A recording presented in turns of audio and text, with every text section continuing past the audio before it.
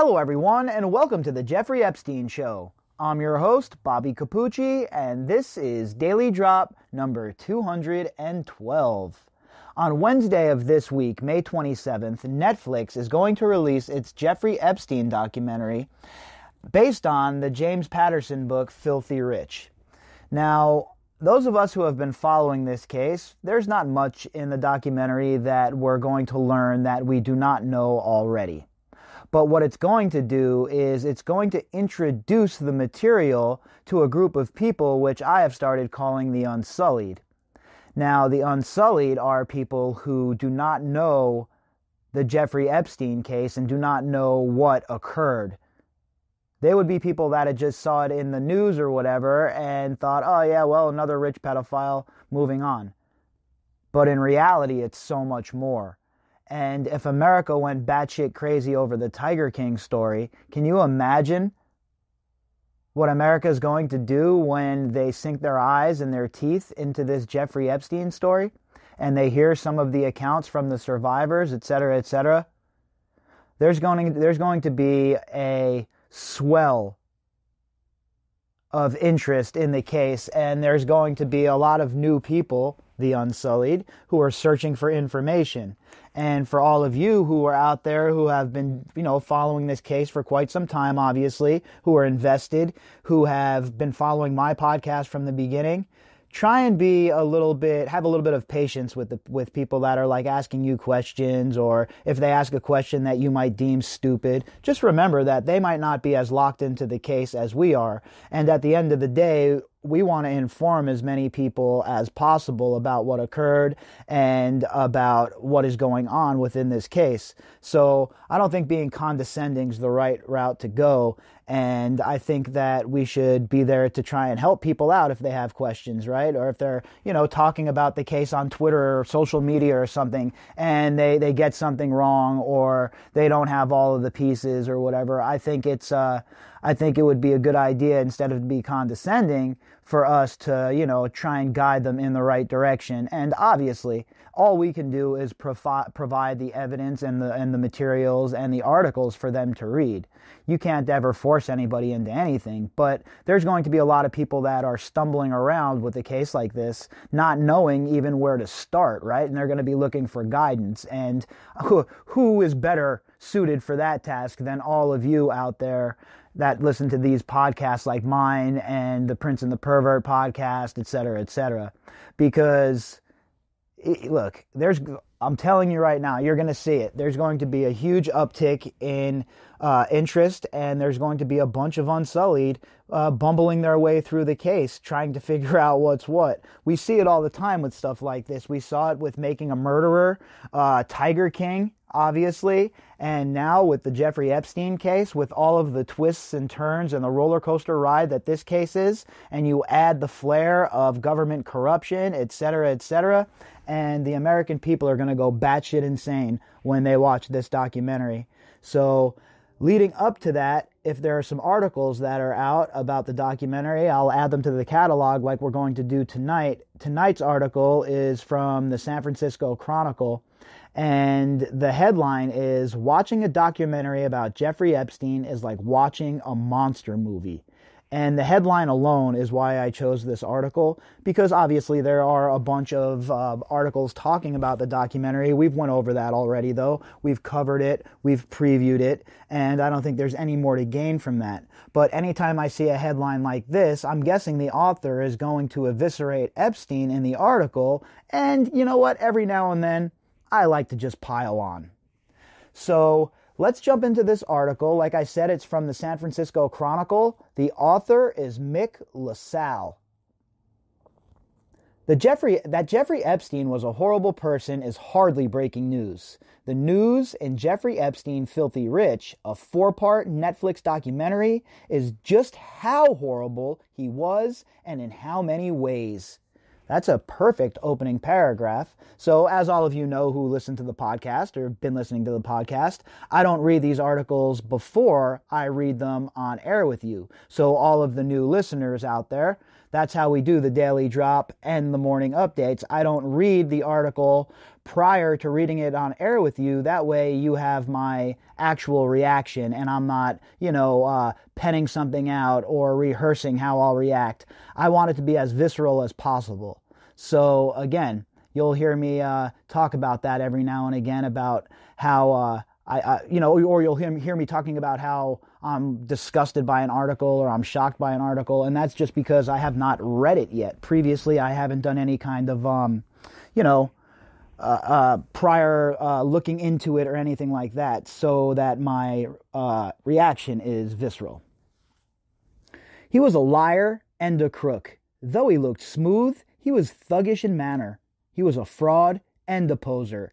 And he was not only a sex criminal, but a versatile sex criminal. He was even something like a cult leader in terms of his ability to find, manipulate, and dominate vulnerable girls and women. And this plays into the parallels that I've pointed out between him and Keith Raniere from NXIVM, and how they had their inner circle completely on lock, right? There was nothing that these men couldn't ask of these girls. They would do it. The core four that Jeffrey Epstein was surrounded by, there was nothing he couldn't ask them that they would not do. And what happens is that atmosphere is so pervasive within his orbit that other girls get caught up into it, and they think that this is just the norm, that this is how it is. And we all know that it's not. We know that it's disgusting, and we know that it's gross. But when you're caught up in the atmosphere and everybody around you is acting a certain way and conducting themselves a certain way, you think that that's the way that part of society conducts itself. And you just, get in where you fit in. And Epstein knew how that worked, and he knew how to manipulate these girls into believing that what they were doing was okay. The tone of Filthy Rich is measured. Its assertions are documented. But in essence, this is a monster movie where you wait for somebody to kill the monster, except here the climax is not so satisfying. Here, the monster dies off stage. He allegedly hangs himself in prison, though a number of experts dispute the suicide conclusion. So far so good with this article, right? I totally agree with what this guy's talking about, and he's not wrong. These assertions are documented. The things that we talk about here on this podcast are all documented, and everything we talk about here is out of the actual news cycle.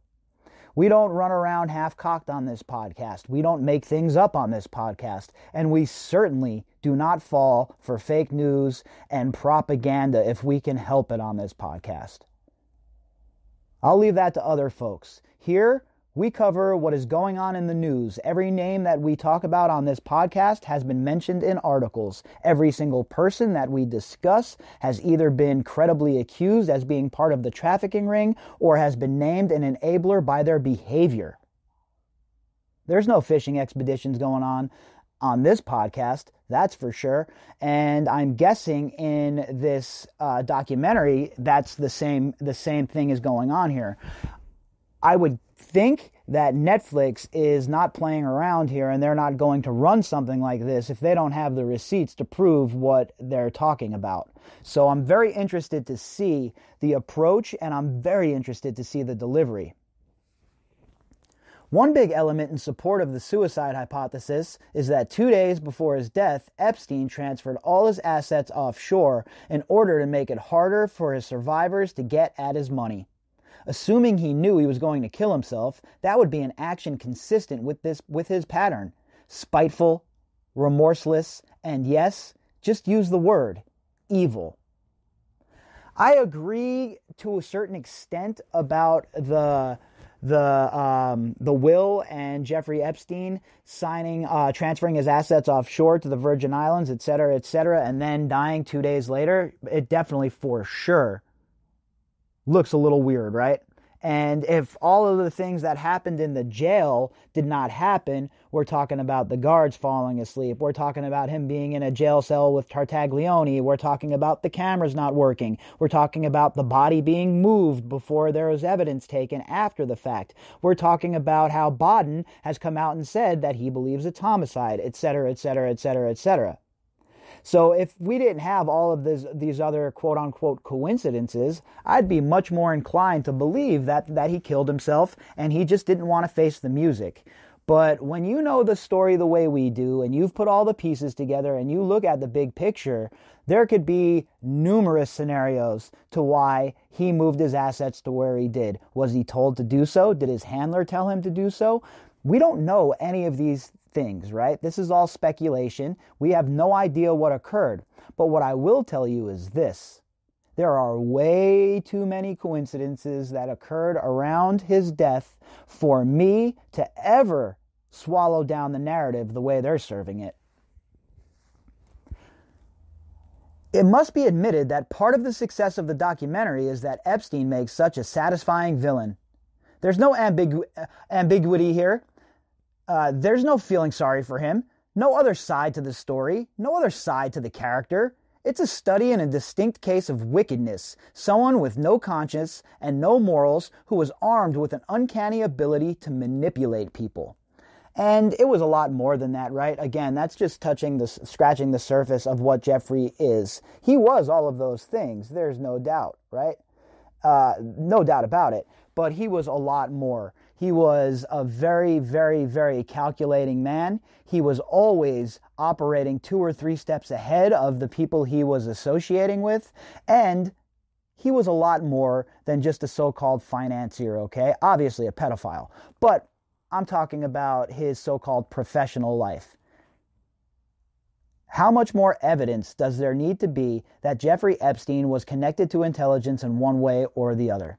Even if you don't go, you won't go all the way and say, all right, well, Jeffrey Epstein was working as an asset involved in a blackmail operation that included intelligence agencies, foreign and domestic. Even if you don't buy that, there is no way that you can even try and convince me that you believe that Jeffrey Epstein wasn't juiced within the government, right? Now, obviously, I'm talking about people who don't know the case, people who come into this case and think it seems so fantastical that this man was actually a spy and it was being run as a black op by our intelligence agencies with the help of foreign intelligence agencies. It seems like the plot of a book, right? Or some bad movie on TV. But it's reality. That's exactly what was going on as far as the evidence has pointed us so far. That is the only conclusion that we can come to logically following this case at this point. There is no way that Jeffrey Epstein was just some rich guy like Harvey Weinstein, like some people would like us to believe. If that was the case, then why didn't Jeffrey Epstein get the same exact sort of sentence that Harvey Weinstein got, or Cosby got, or any of these other rich people got? Because there were many more layers to what Jeffrey Epstein was doing. It was not just about the trafficking ring. It was not just about the abuse. Jeffrey Epstein was very, very insulated, very protected, and that protection came from on high. He cheated and scammed his way to a fortune.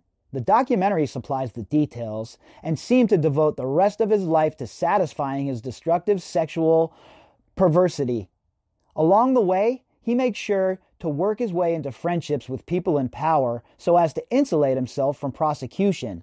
And again, I think that's taking the straight route to where we're going. There's a lot more going on there. It wasn't just friendships, and he didn't work hard and work his way into those friendships. A lot of those friendships were opened up to him on the back of the other enablers, the Dubins, the Wexners, the Maxwells, etc., etc.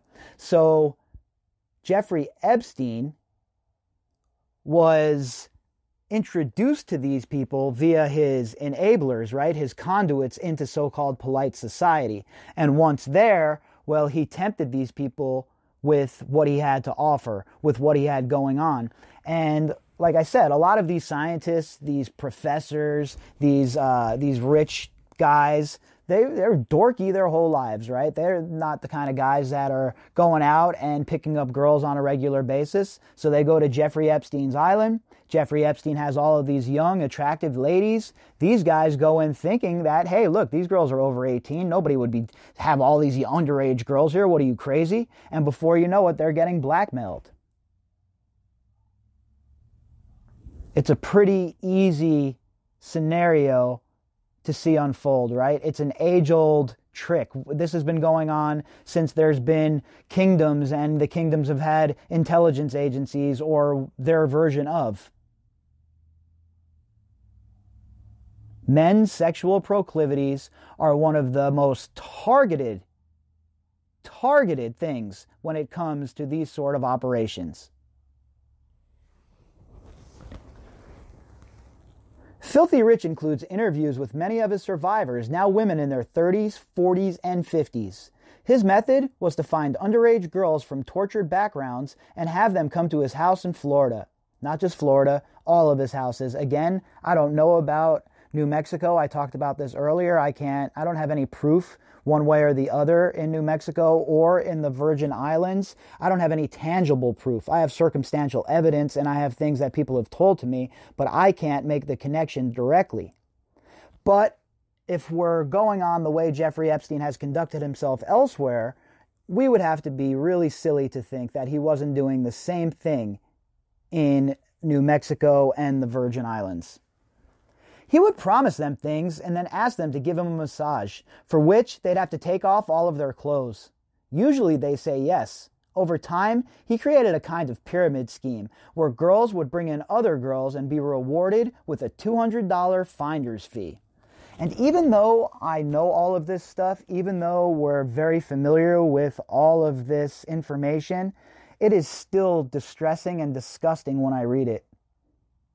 A $200 is the price that he put on the innocence of these young girls. $200 is the price that he put on basically their whole entire lives, all of their hopes and all of their dreams. They were worth $200 to this man. He also victimized young women in their early 20s. Several women talk about being raped by Epstein and then trafficked to his wealthy friends. One moment leaps out in particular. One of his accusers, Sarah Ransom, says that while she was being assaulted, she soon realized that the more upset and anguished she became, the happier Epstein got. Let's think about that, folks. Is that not the sign of a complete and utter psychopath? A sociopath? A narcissist? You name it? The more she was frightened, the more he got excited. The very thought makes me want to put my fist through Jeffrey Epstein's dead face. I have never been more disgusted by a so-called human being in my whole entire life, folks. I mean, that's not hyperbole. That's not me kidding around. That's not me just firing shit off here on the podcast. I am truly that disgusted by the behavior of this man and by the fact that he was able to conduct himself in such a manner for so long. It makes my blood boil.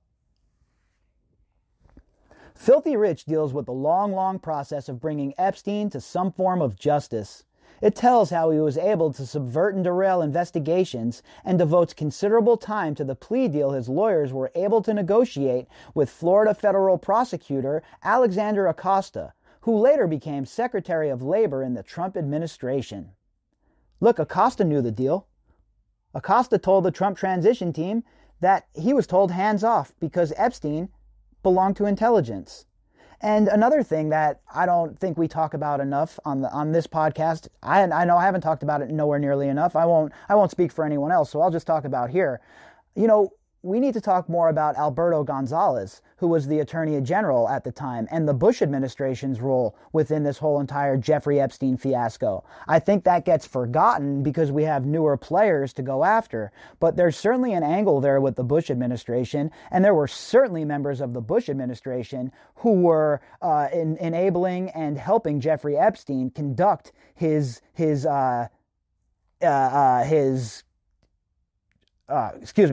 crazy ring here, right? His crimes. They were helping him conduct his crimes.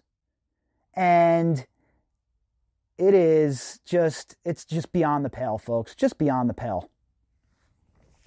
The whole entire Bush administration, how they've walked free from all of not only the war crimes, but the other crimes that they committed against the American people is beyond me, and I think it's going to go down as one of the biggest travesties in the history of the world. Never mind to mention the fact that Rumsfeld and his buddies somehow misplaced, and I'm quoting, using air quotes right now when I say that, misplaced $2.2 trillion. How do you misplace $2.2 trillion? So, again, the Bush administration needs a hard look when it comes to Jeffrey Epstein, in my opinion, and certainly Alberto Gonzales deserves a hard look. Several women talk on camera about having sex at Epstein's urging with famous people in his social circle, including Epstein's lawyer Alan Dershowitz and Prince Andrew of Great Britain. Both men deny these allegations. Interestingly, though people say on camera that they saw Bill Clinton visiting Epstein at his estate, no one claims that Clinton had anything to do with women. Clinton is portrayed as just one more of the wealthy, powerful people that Epstein courted. That's, look, I agree. There's zero evidence that Bill Clinton was abusing any girls within Jeffrey Epstein's atmosphere. I have not seen that evidence yet, and if it's out there, I would love to see it. Now, does that mean I don't think that Bill Clinton's a reprehensible, disgusting son of a bitch? No, because I certainly do. But I think Clinton's role in all of this has always been more of an enabler, has always been more of a conduit. And I think that Jeffrey Epstein gave Bill Clinton a lot more money than a lot of people understand. One of Bill Clinton's lawyers, Jeffrey Epstein's lawyers, I believe, said that Jeffrey Epstein gave Bill Clinton and Hillary Clinton $6.5 million to start the Clinton Global Initiative as some seed money. And, the ties are deep, right? The ties are deep with all of these people who have walked in this rarefied air that these leaders have walked, have all come in contact with Epstein, it seems. But Bill Clinton was used as an enabler, right? He was one of those guys that Epstein, they were very, very close, folks, and Epstein was a bundler for him, like Doug Band or one of these other guys, right? He was one of these guys, a money guy. And he was firing off a lot of money to Bill Clinton. And Epstein was so comfortable with his relationship with Clinton that he thought it would be a good idea to have Bill Clinton in a blue dress painted on his wall. Now, that just doesn't occur because you're bored one day, right? Him and Clinton must have been pretty close. Now, again, that doesn't mean Clinton was involved in the trafficking angle of this. For me, I've always seen Clinton as just a gigantic enabler when it comes to this specific situation. And, of course, a liar about a lot of things, right? He's lied about going to Zorro Ranch, etc., etc.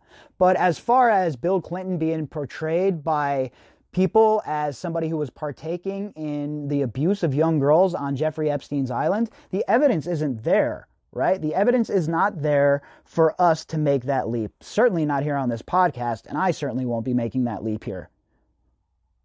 I'm not here to, throw out a bunch of disinformation or chase down anything that's going to feed my confirmation bias. I'm here to get to the bottom of things, right? We're here to read these articles and get to the bottom of things. And the fact of the matter is Bill Clinton and Jeffrey Epstein were very, very close for a very, very long time. And not only were they close as far as, professionally, but privately as well.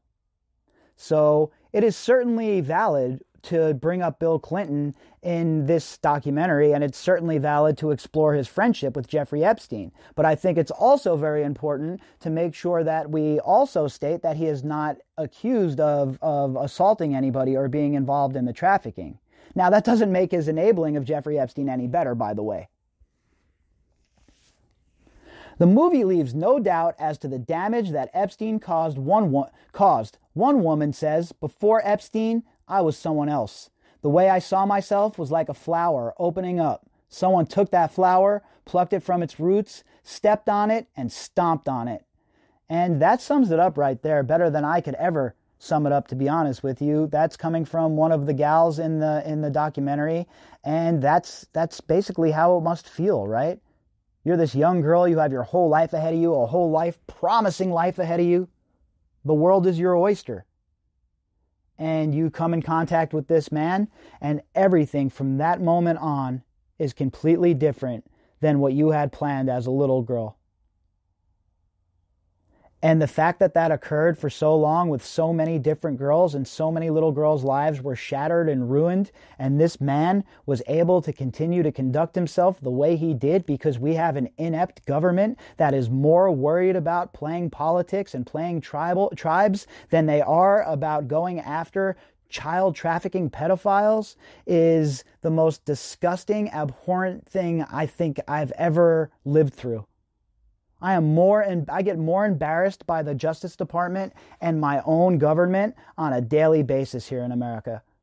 And that's sad, right? It's really sad because, you grew up in America and you're fed a whole bunch of bull about the justice system and how, it's equal justice for everyone under the law, et cetera, et cetera.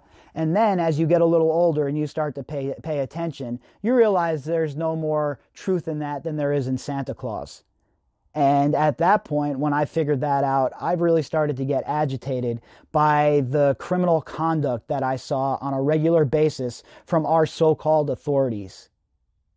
It's not okay for the government to break the law in pursuit of arresting somebody else, okay? And I don't care who they're going after. I don't care if you hate Trump more than you hate anybody. If they go after people illegally, the FBI, the intelligence agencies, they must be held to account.